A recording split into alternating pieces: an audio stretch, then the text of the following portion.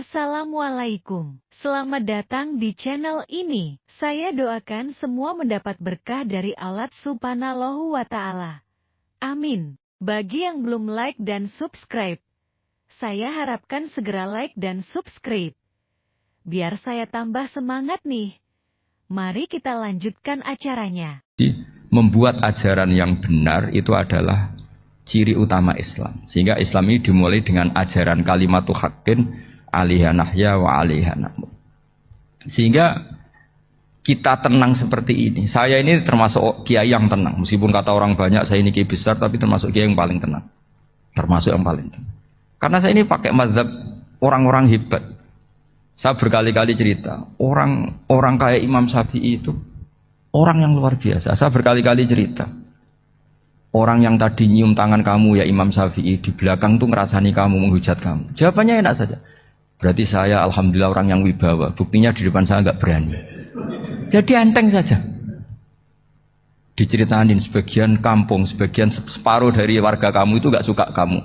Ya bagus lah nggak suka saya, nggak akan utang duit saya. Di mana-mana orang utang tuh karena teman dekat. Kalau nggak seneng pasti minimal nggak utang, nggak pinjam mobil, nggak pinjam apa. Berkah mana yang seneng sama yang gede? Jadi dianggap enteng saja. Semua yang dialamin dianggap enteng saja.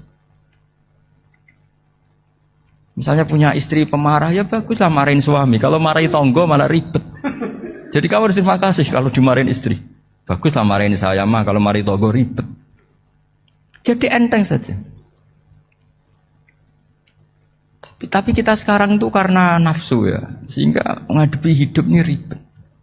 Ulama dulu kalau mau mati itu senengnya bukan main. Sudah lama saya ini ingin gak maksiat. Kayaknya gak maksiat paling efektif itu mati. Ya tidak apa-apa Gusti, kalau sebaiknya mati ya mati aja.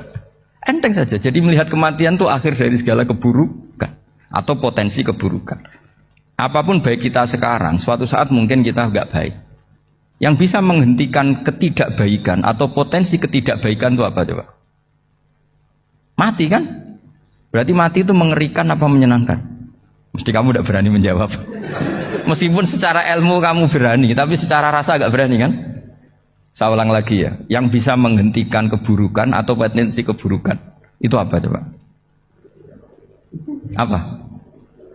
Kematian. Berarti kematian itu menyenangkan atau menyusahkan?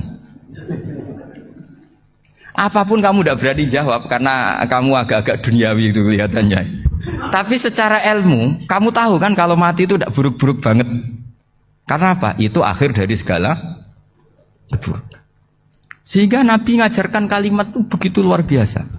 Allahumma ahyini makanatil hayatu khairan li wa tawaffani makanatil wafatu khairan li. Nabi melihat dunia itu begitu indah.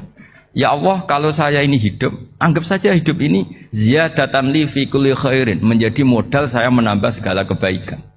Jika suatu saat saya mati, anggap mawon rohatan li min kulli syarrin, itu akhir dari segala keburukan saya. Sehingga mati hidup ya baik karena di situ kita bisa berkontribusi, beramal soleh.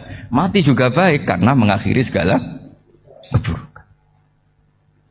Nabi nate ngendikan lagi, ajaban li amril mu'mini inna amrahu kullahu khair. Orang mukmin itu mengagumkan, semuanya baik.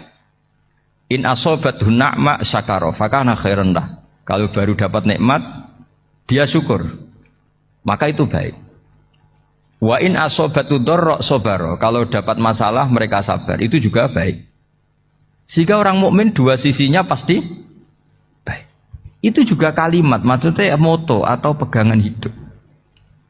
Nah berikut ini saya beri contoh, ini kenangan saya, ini contoh terakhir.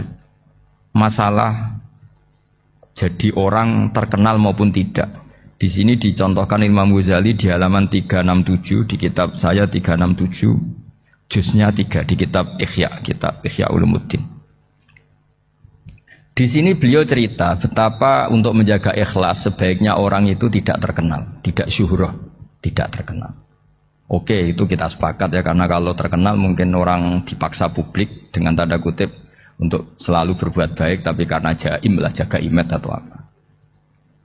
Tapi ketika